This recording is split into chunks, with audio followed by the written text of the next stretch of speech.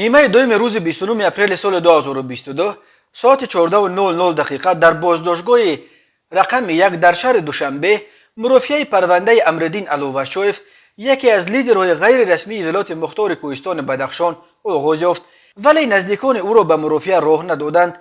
رجای آزادی با تکیه به منبعش خبر داد که پرونده را دادرس از دادگاه ولایت مختار کوهستان بدخشان بررسی میکند. وکیلان دفاع را دیر خبر کردند. خویش و تبارش به نزد بازداشتگاه رفتند، اما آنها را به داخل راه ندادند.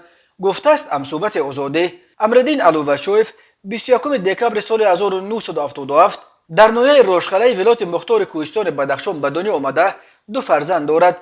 اسم او بار اول در اکتبر سال 2018 وقتی در سرخط خبرها افتاد که مقامات در قطار 7 لیدر غیر رسمی ولایت مختار کوهستان بدخشان با علووشویف نیز یک پروتکل علیحده امضا کردند.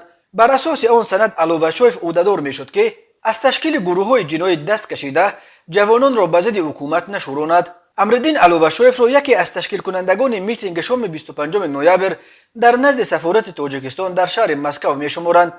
او از جمله آنهایی بود که آن شام با سفیر تاجیکستان در روسیه دولتشاه گل محمدزاده ملاقات کردند و طلب‌های اعتراضگران را به وی رسانیدند. علیشیر میرزانبات رئیس ولایت مختار کوهستان بدخشان و دلیر جمعه وزیر انرژتیک تاجیکستان روز 2 ژانویه در یک جلسه در خاروخ علووشویف را سرکرده گروه جنایی نام برده به آن ابلاغ کردند که زادگان ولایت را در روسیه به ضد حکومت میشوراند. امرالدین علووشویف روز 11 ژانویه در ولایت بلگراد روسیه دستگیر شد و بنا به خبرها علاقه روز بعد از طریق مسکو به دوشنبه آورده شد. مقامات تاجیکستان تنها روز 2 فوریه تصدیق کردند که او در دوشنبه در حبس قرار دارد.